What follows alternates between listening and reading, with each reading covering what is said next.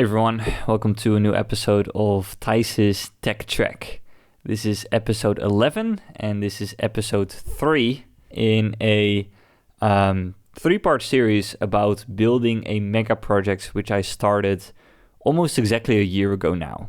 Today is April 17th and the last episode I recorded about a month ago. And this is going to be a very interesting episode because for the longest time I didn't really know what this episode is going to look like, or let me phrase it a bit differently. If I would have recorded this episode a week ago, I probably would have sounded very different than how I sound right now.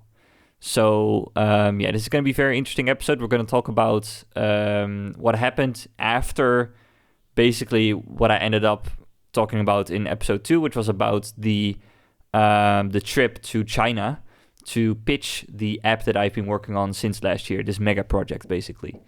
And so there's been quite a lot of ups and downs since, but that will come later. So please stay tuned for that. Let's talk a little bit about if it's your first time listening to Tice's Tech Track. My name is Tice. I created this podcast basically to document my journey of creating online businesses. Because that's what I want to do. I want to be an online business entrepreneur. I have about 7 years of programming experience mostly. So I've been creating websites mostly for other people. I also have a job as a software engineer and working for a really cool webinar software company. I can actually link it below.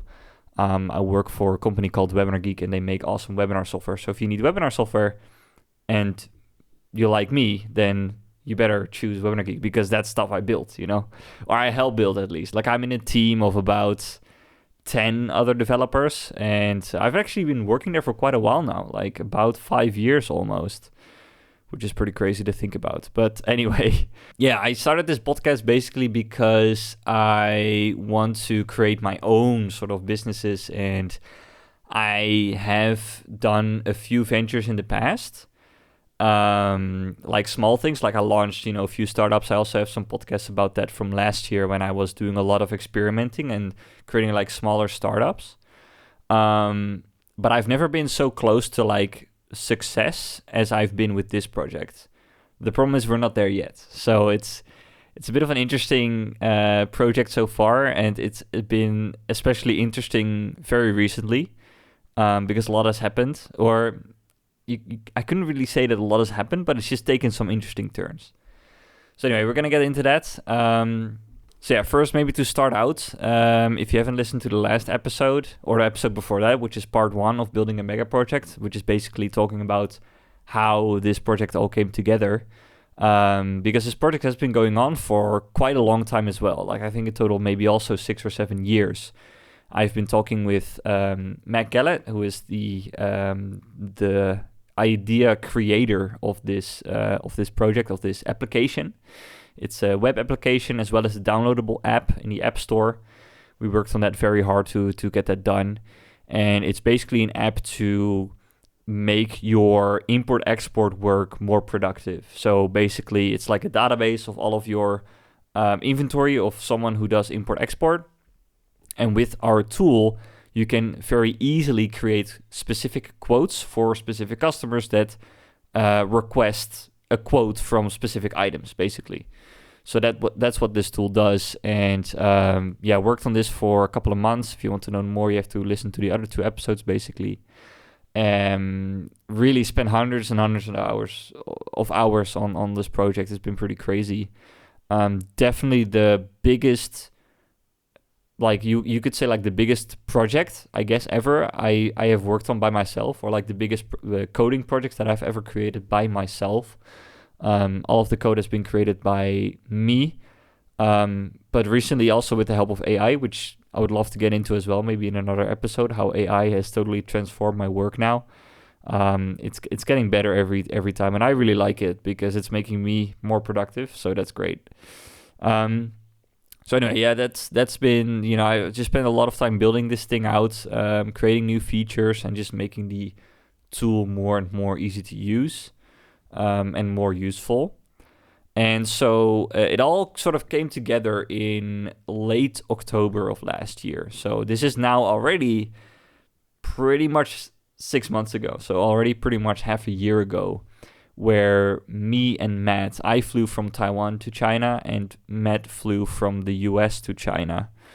Matt, if you're listening, hi. It's been a while. We haven't talked for a while. But I'll get into that into this episode as well.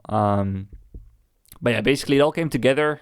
We went in the end of October, early November, for about, I think it was like a 2 or 3 week trip, if I remember correctly, or 2.5 weeks, where we basically hit the ground and started to promote and talk to import-export people. We went to the Canton Fair, which is the largest import-export trade show in China, and we just did a whole bunch of networking. We talked to a lot of people, and we basically pitched this idea to a lot of people as well. Learned a lot along the way, and it got very successful in the end. And after a few adjustments on our sales pitch, we got a lot of good reactions from people, like great reactions actually, from people at the show. So I would say the show was definitely a high for me personally, because it definitely gave me a confidence boost that I was able to create an app, but also sort of be able to do or handle like the sales process in some ways. Like I'm not like Matt Gallet. Like, he is a very extroverted person, or at least that's what he seems to be. He's very easy to talk to people. I have a bit more of a barrier, I could say. I don't know. I'm not the easiest to talk to, especially strangers. But I think on this trip it went pretty well, and we were able to talk to a lot of people and sort of like figure this stuff out. So that was a very, very good trip, very big on my personal development as well, like learning a lot about like fairs in general. I've never really been to like a trade show, like a fair, where you can talk to a lot of people, you know what I mean? Like, that's what you used to do back in the day. Now everything is online, and I grew up with the online world, so I never really tasted what an actual trade show or an actual fair or like a big networking fair can do for you. And so these are all things that I learned. Besides that, we traveled China, which was really cool. Saw Matt's hometown, where he'd been living for almost 20 years, in Ningbo. And it was a very good trip. So that's where I basically finished off the last episode, ending on a high there. And since then, it has been a bit of a downhill for me personally. Like, I wouldn't say like it's definitely not Matt's fault, you know, but it's like, it's just the way things went. That's, I think, the best way you can describe it. It's just the way things went. It's the way that life can sometimes hit you. And that is definitely what happened after this trip. Like, in the last 6 months, life has hit me in some pretty interesting ways, and I'll get into that. So first of all, after the China trip, I went back to Taiwan. And so I was on a high. I was very, very positive. I was like, all right, you know, we don't have actual customers yet for our app, but I was pretty confident that we will be able to get there within the next couple of months. Like, it's going to be peanuts. I'm going to be successful now. I'm going to have a successful business, and this is going to be a smooth ride from this way forward, basically. I took a bit of time off. Like, I didn't really work too much on the app anymore. Still a little bit. I still made a few updates, but nothing crazy.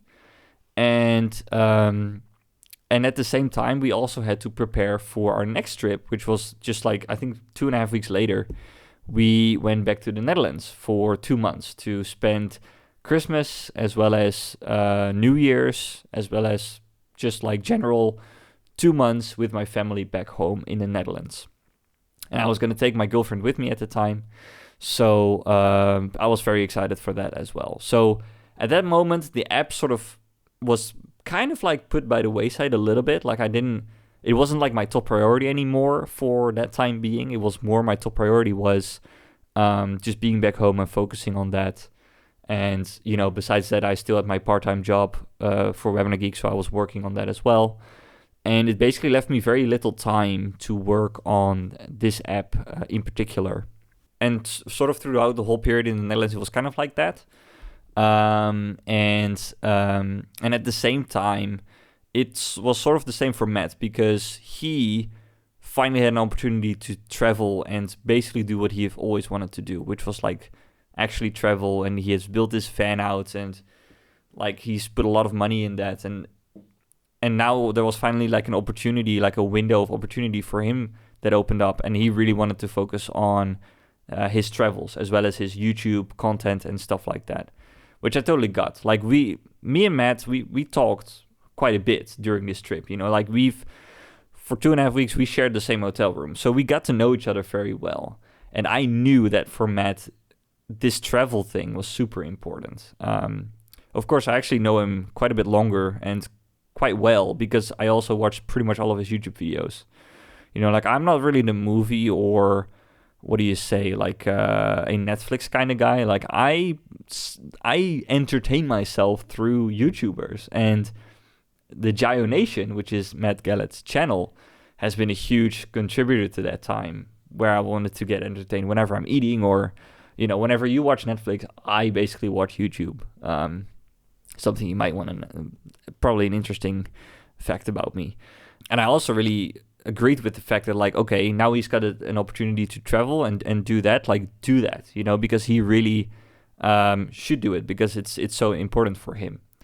But it did leave our app and our project a little bit up in the air of like, okay, when is the next time that we would be able to work on this again? Now, besides that, another thing happened in my life personally. So during our time in Europe, in the Netherlands, we did a small trip to Finland, actually to northern Finland. And this was in January, so it was cold, it was snowy. It was like the perfect sort of like winter sort of destination. We went to Rovaniemi, which is famous for Santa Claus Village. And we spent, I think, a total of about 6 days. Like 2 days were in Helsinki as well, and about 4 days up in the north of Finland, where it was very dark, but very cool because we were able to see the Northern Lights. We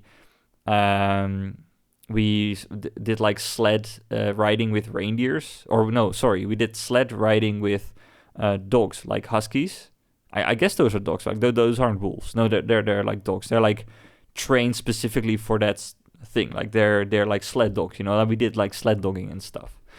So it was a very romantic sort of trip that only me and my then girlfriend took.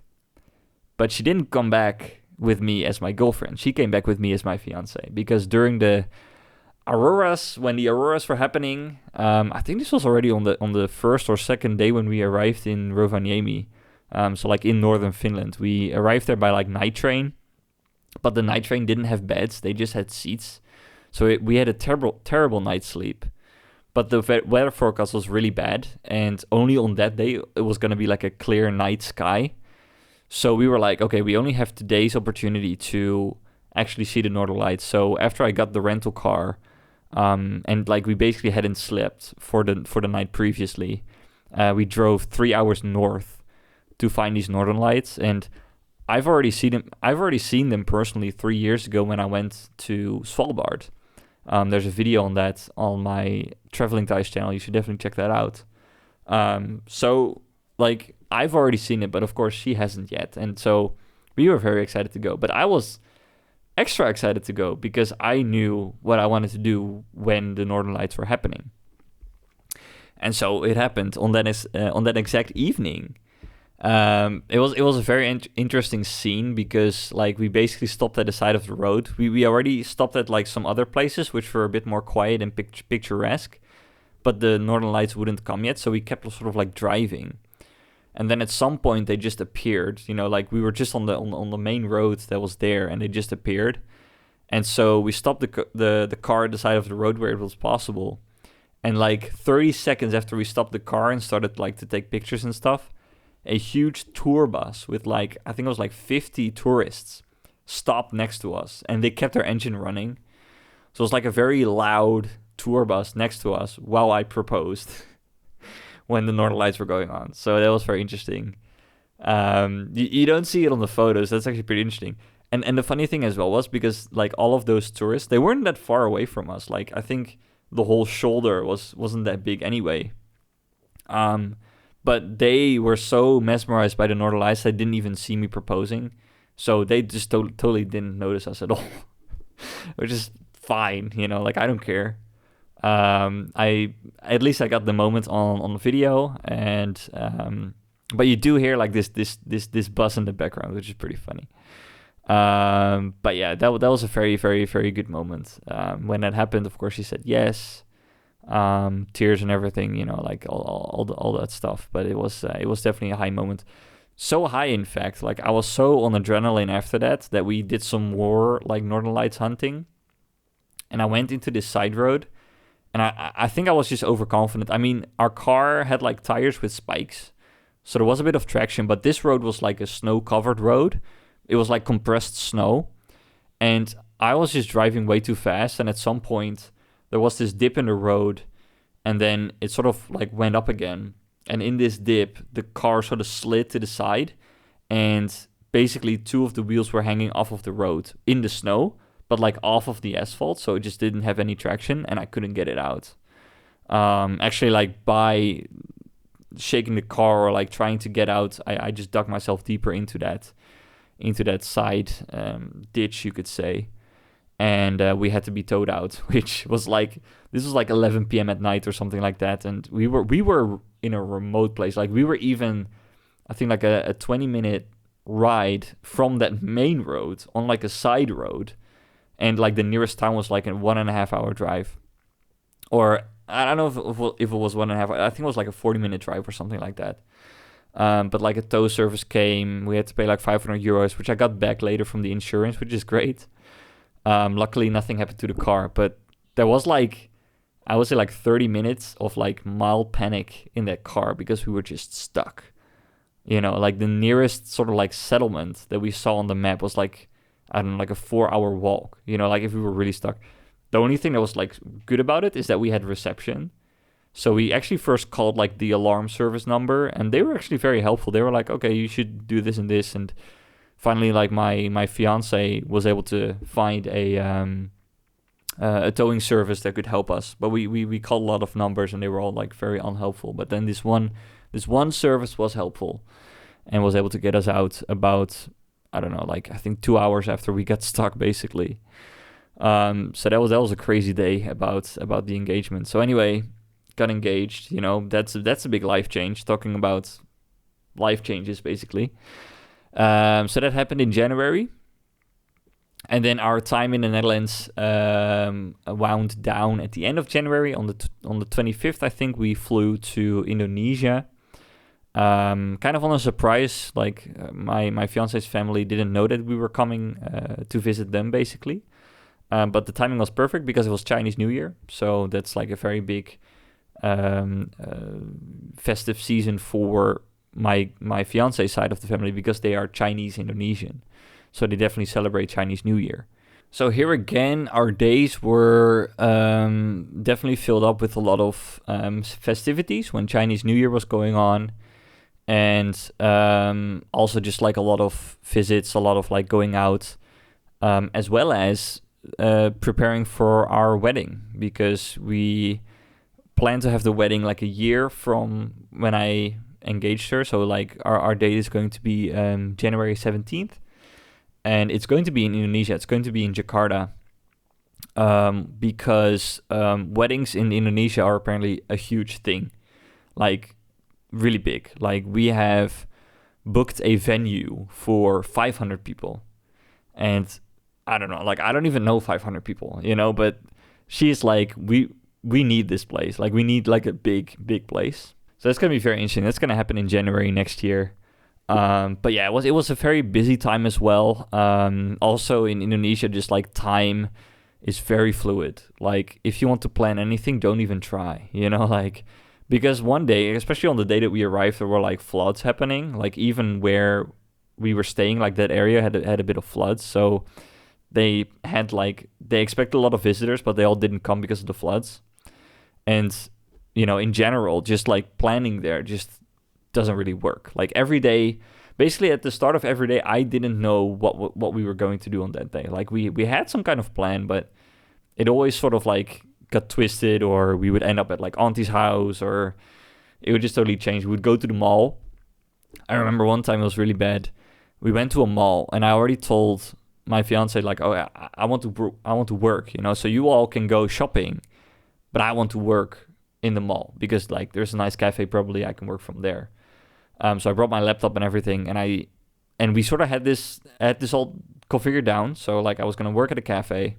I sat down at the cafe. They were all gonna shopping, and connected to the internet. Worked for like a minute, and then I got a call from my fiance saying that a uncle has arrived who wants to spend time with me because he misses me. I mean, this is a cool uncle. This is one of her cooler uncles, I would say. He's got his own like electronics store in Jakarta as well. So he's pretty interesting. But it always happens like this, It's like I want to do this, and then it's sort of like planning wise totally changes. And then again, we weren't going to spend too much time in Indonesia this time, like only about 2 to 3 weeks. So I was sort of fine with it, like it's not a huge deal. But all during this time, like our app, the big mega project definitely didn't get the attention that it deserved, And if it doesn't get the attention, then it also doesn't get the traction because, you need that. So Matt was sort of working on his stuff and I was working on my stuff. And then the final kicker was when, this was at the start of February, where I don't know how to sort of describe this, but there were all of these like sort of life-changing things going on. Another life-changing thing that is going to happen next year is that we are going to move away from Taiwan. Taiwan has an end date for us because my fiance's visa is going to expire in June next year. She studied here, so she's on a student visa, but she finished her studies and she's not going to pursue like a master's or something like that here. So she's got like a 2-year visa for after she graduated, and that's going to expire in June next year. So basically from then on, we have to sort of plan out what we're going to do next. And so because we have this project here, and I also have a few other things running, but honestly, none of it really is gaining traction in the sense that it's gaining income. Like, it's very uncertain. Like, something can blow up if I work on it, Like, something can become successful very soon. But because you just don't know, you cannot really rely on it, So during this time in early February, when we were starting to do the marriage preparations, and also sort of learned about the costs of the marriage, which, you do want to have a nice party because you're only going to get married once in your life. So, but like we got a bit of a picture of what it's going to cost financially, as well as some of these future plans, because what it's looking like is that we are going to move to the Netherlands after this. And then you also have to start thinking about, your financial situation, because I'm working a part-time job. So I'm earning a part-time income, which for Taiwan is totally fine. But if we are going to plan to move to the Netherlands after we get married and my fiance is able to get a work permit to get work in the Netherlands, like rent there is going to be a lot more expensive. Just like cost of living is going to be a lot more expensive than here. So how things are looking, and also with the marriage, working part-time was just not going to cut it.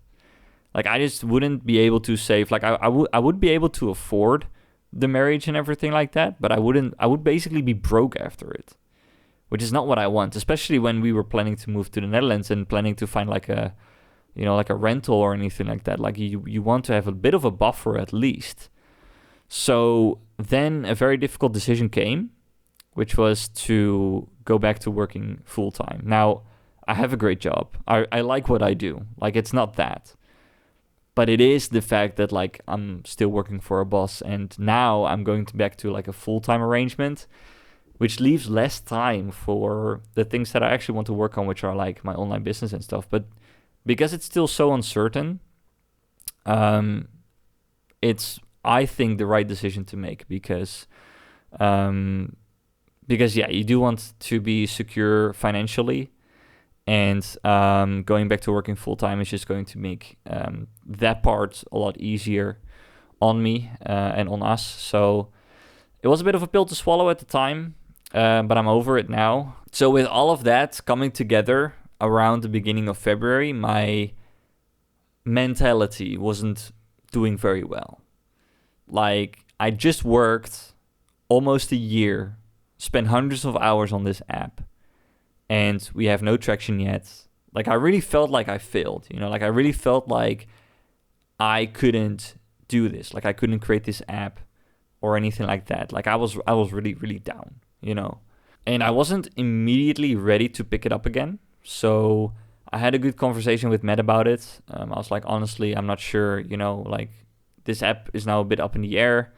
Let's just take a break from it. Let's just like break away from it just a little bit, focus on our own things for a bit, and then see maybe later we're gonna pick it back up again.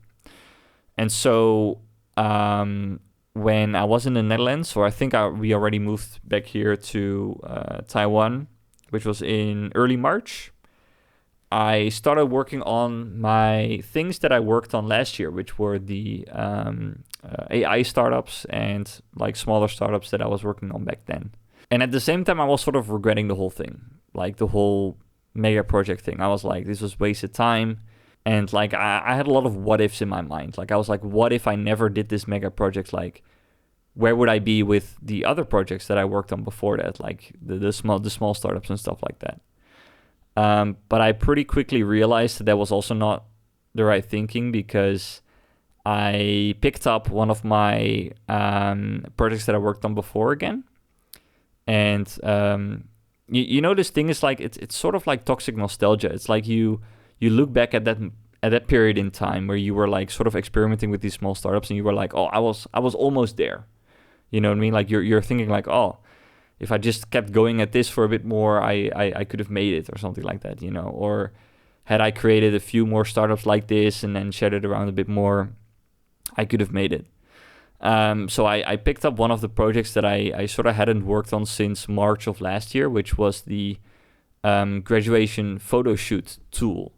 So this is a sort of like a spin-off. I'll put a link in the description below of these like AI photo generation tools where you just upload a couple images of yourself and the AI is able to create whatever image it wants with you in it. So like you have your character and then you can say like, oh, create Tice sitting on the beach or whatever, and it will do that. You know what I mean?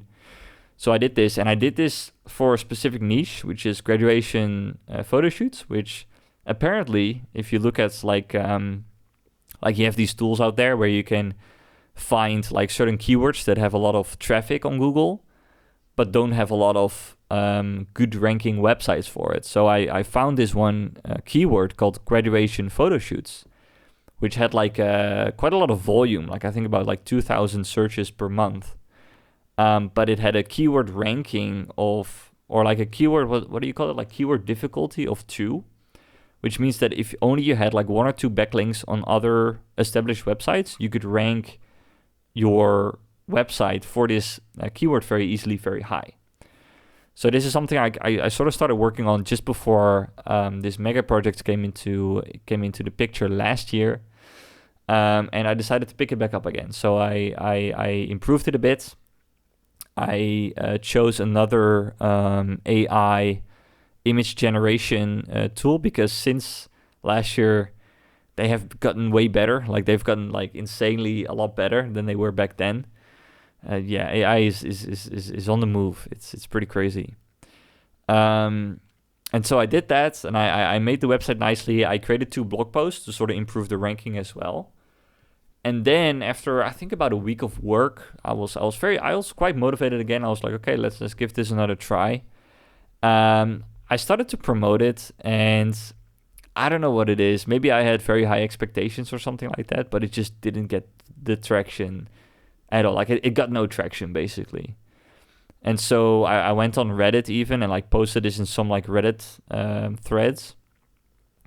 And then I sort of like, you kind of could say cheating, or not really cheating, but like just not being honest with your promotion, because like I published it, or I published like on Reddit that I found this tool called Graduation Photoshoot, or Graduation Photoshoot Now, which is the name of the app, and that's like I don't know, like do you also feel like you have no time to create your graduation photo shoot? Like I posted this in like a college subreddit, and pretty soon after I posted it, there was like one pretty active user on that. Like I see he posts quite a bit in that specific subreddit, and he probably checked it out, and he totally saw me through. Like he saw me as like, okay, you're not being honest right now because you created that tool, and now you're saying that you found it, and this makes me just totally not believe anything that you do, basically.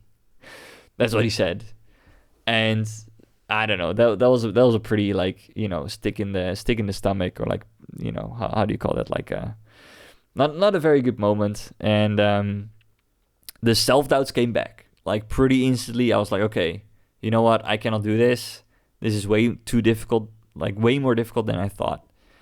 And so from early March, like I would say almost a good month, my mentality was not good. I was having negative thoughts about anything. You know, like I was very afraid of the future.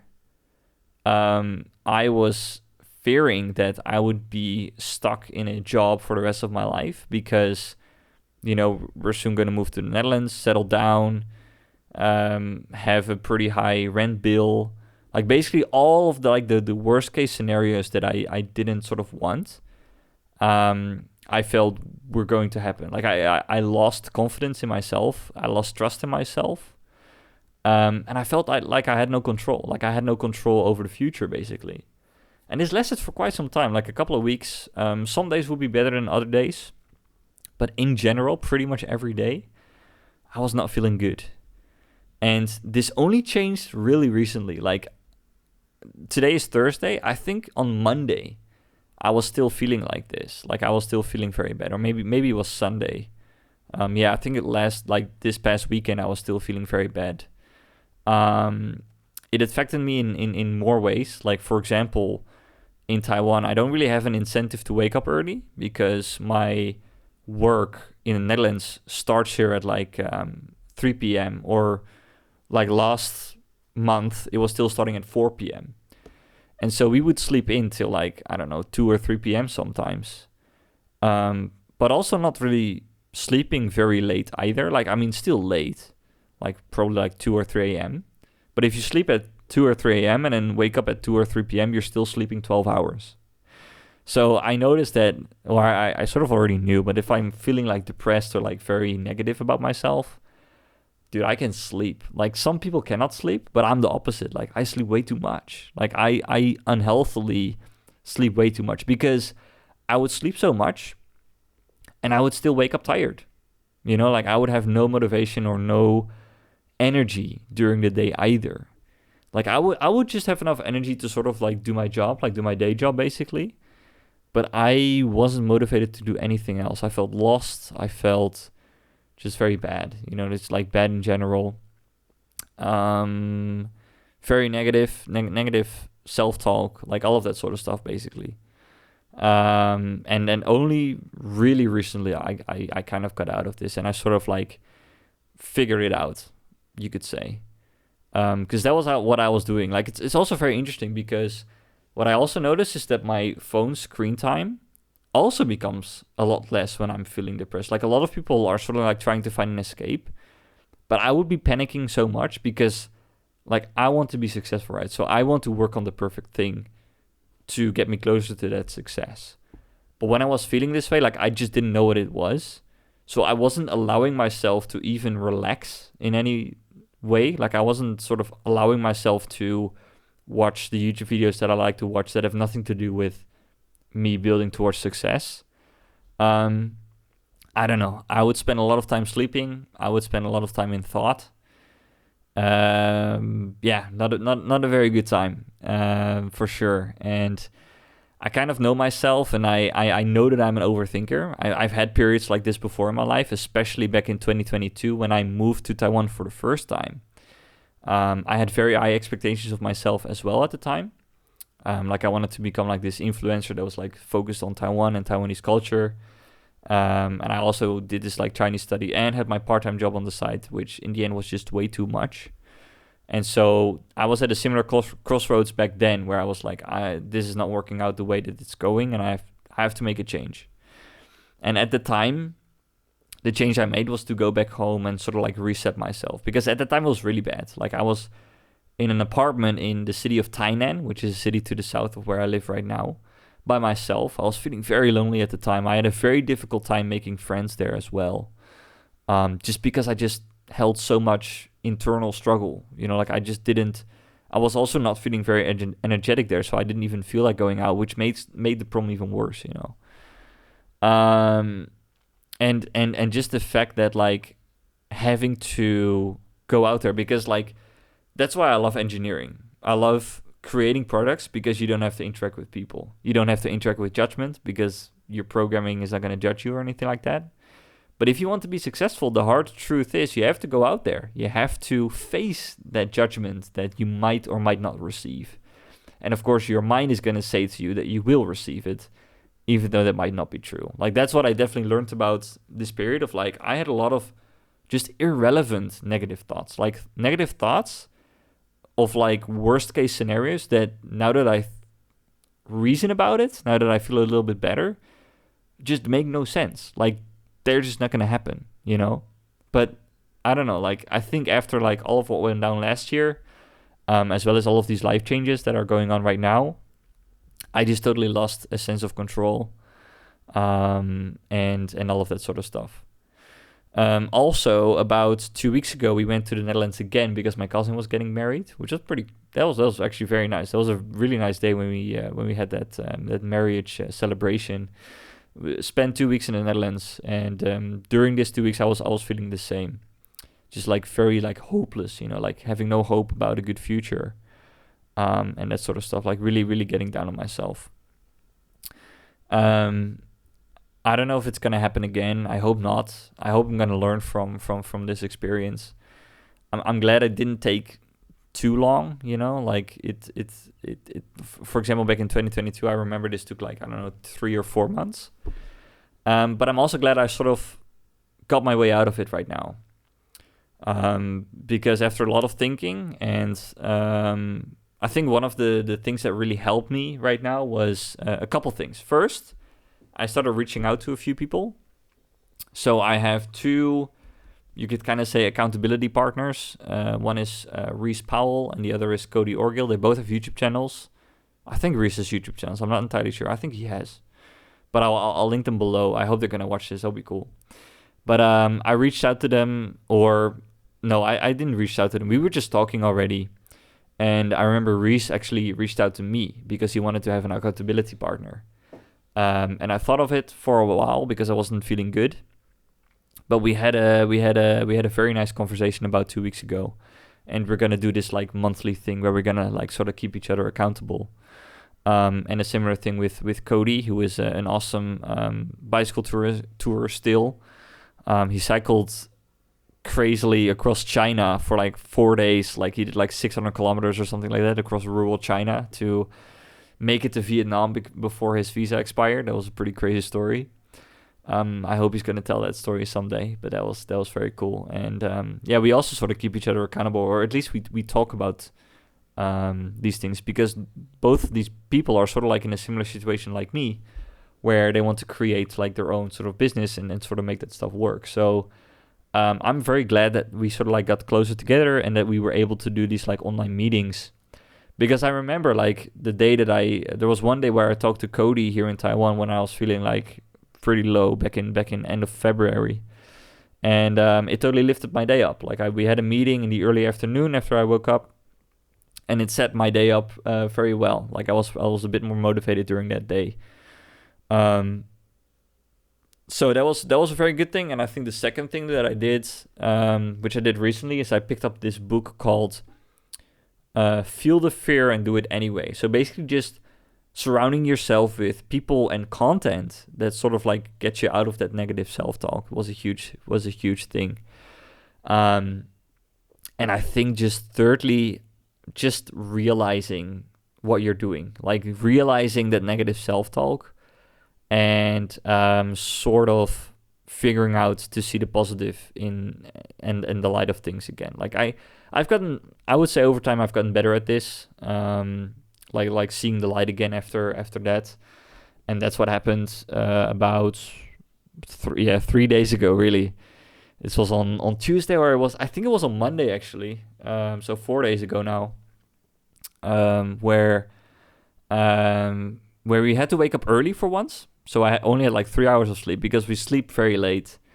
But my fiance had like some work to do in the city nearby. So we woke up at 8 a.m., which is great. Went to the city. I joined her there and I worked from a cafe. And I basically just started working. Like that's a good one. I started to take action again. So I was like totally sort of like numb for the past 2 months or so. On and off, like working on a few things here and there, but nothing like really substantial.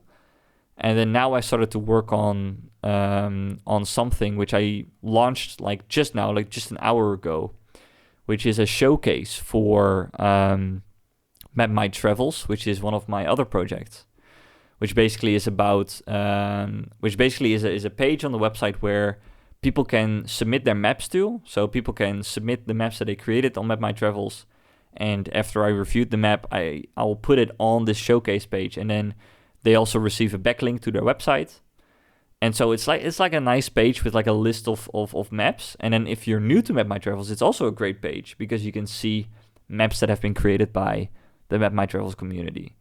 So as I took action, and that's another big one that was a big contributor to the negative self-talk, but also was a big contributor to getting out of it, was a couple of weeks ago, when I started to work on Map My Travels again, I started to do cold outreach again, because it's one of the things that I thought was going to be very advantageous if it were to work. You know, like basically the pitch is that I would reach out to people that are in the travel community and have like a big influential blog where they're like bicycle tourists or like van life people. And so I would offer to create a map using my map tool for them, provided that they would share that map once it's created on their website and stuff like that. So I did this, I think about 3 weeks ago or 4 weeks ago, I started this sort of like campaign. But because I was so scared of rejection, I couldn't create a lot of cold outreach emails. Like I would handwrite all of them because I wanted to like make it feel personable. So I would actually like go and look at these people's profile, and I would like create like a small little personal message. And I would cap it to like 2 outreaches per day because I was just so scared of getting rejected, you know. Like I don't know what it was at the time, but I was like mentally not doing well, so I was like, okay, let's make the bar very low. And maybe it's a high bar, you know, like outreaching 2 people on a single day and really going into it, it was quite some work. And so I thought, okay, I'll be able to keep this up for a bit. Only kept it up for like 5 days. So I had like 10 people or maybe even less people I reached out to. And that's also the wrong thing I did at the time is after I didn't get a response from them, I just basically just dropped all of my motivation, you know, because I was like, okay, you know, this is like confirmation of like people I'm reaching out because I was starting to work on Map My Travels again for a bit. So I started to reach out to people and getting no reaction. So that means that I'm a failure, that I cannot do this, yada, yada, yada, you know, all of that sort of stuff. But then recently, so now it's 3 to 4 weeks later, I actually got 2 responses. From the 8 people I reached out to, I got 2 responses, which is pretty high in the cold outreach world, you know what I mean? So it's just this, like, again, it sort of reiterates or reconfirms that your negative self-talk is total BS, because it's just totally irrelevant to the reality. Turns out the outreach that I did do was actually very good because people were responding, and there was one response that was kind of hesitant because he was like, I'm not sure if it's going to work for my case because he made a lot of travels. But he's also the biggest fish. Like he's got quite a lot of following. So if I can sort of like push through with him, then that would be very cool. And then there was another one that is a bit smaller, hasn't made a lot of content in a long time, but he was very excited. And all I needed, and this only happened like 3 or 4 days ago, all I needed was to read that email.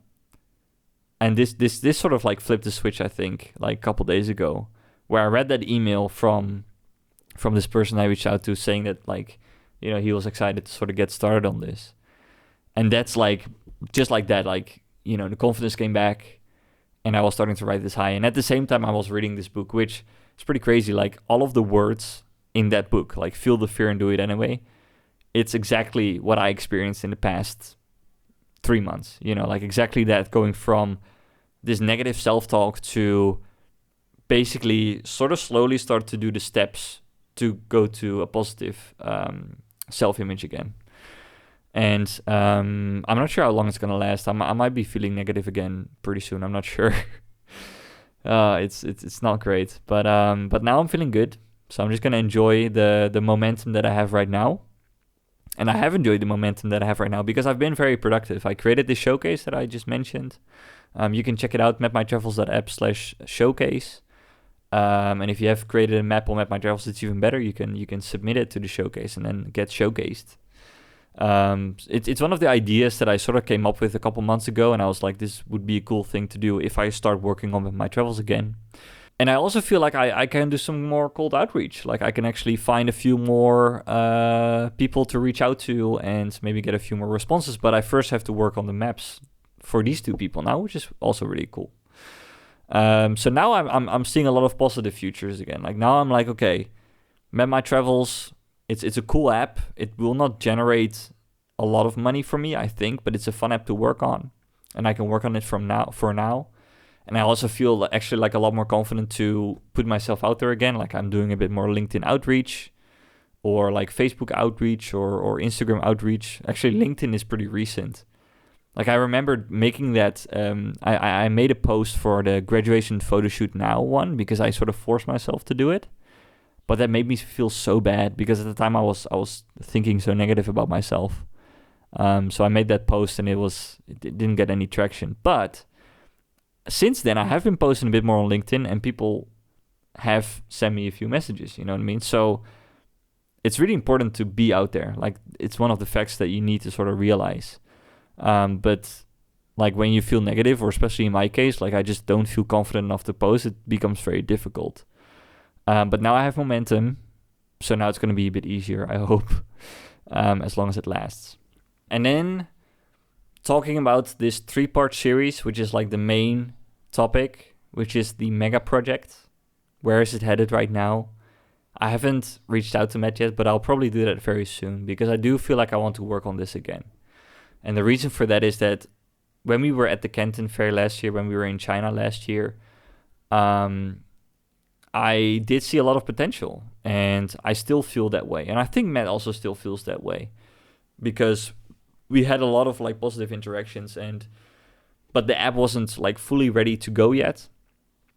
But I think we're not far from it, and even like last week or like last weekend when I was feeling so down, I was starting to look into new ventures because I was like, okay, well, this didn't work out. So let's maybe look at something else. And very quickly, luckily, I was able to sort of turn myself around and say, no, I shouldn't be working on something new because what I should be working on is this stuff. And the reason I was looking for something new because I was avoiding the fear. That's very important to remember. That might be the most important thing to remember right here. I was looking into new things and to sort of like start to feel a bit more positive about myself, but I couldn't shake it. And I now start to realize is that I cannot shake that negativity until I go back and actually face the fear, which means that I have to push through with these projects. So I'm going to face the fear and I'm going to push through with this import-export mega project. And I'm hopefully going to make it successful. Let's see. The world is in a very interesting place right now because import-export has been hit pretty hard by the tariffs. I haven't really looked at it too much yet, but I can imagine it's been a huge hit, especially for China. But I mean, luckily, kind of for this app is that it doesn't have to be China focused. It can be useful for anyone doing import-export basically. So I still think there's huge potential, and I definitely want to continue work on this. So I'll probably reach out to Matt again soon and probably start building or working a bit more on it. Right now I'm a bit busy with Map My Travels, which is very cool as well. But yeah, at least I'm seeing the future a bit more positive again.